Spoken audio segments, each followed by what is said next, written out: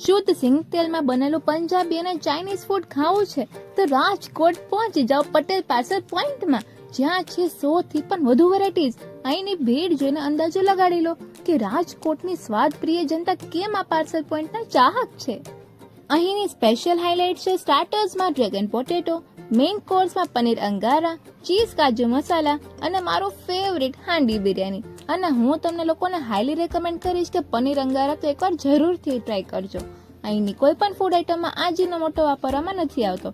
મેં અહીં ટેસ્ટ કર્યા ડ્રેગન પોટેટો અને હાંડી બિરયાની, ખૂબ જ યમી અને ટેસ્ટી. પ્લસ અહીં હાઇજીન પણ મેન્ટેન કરવામાં આવે છે.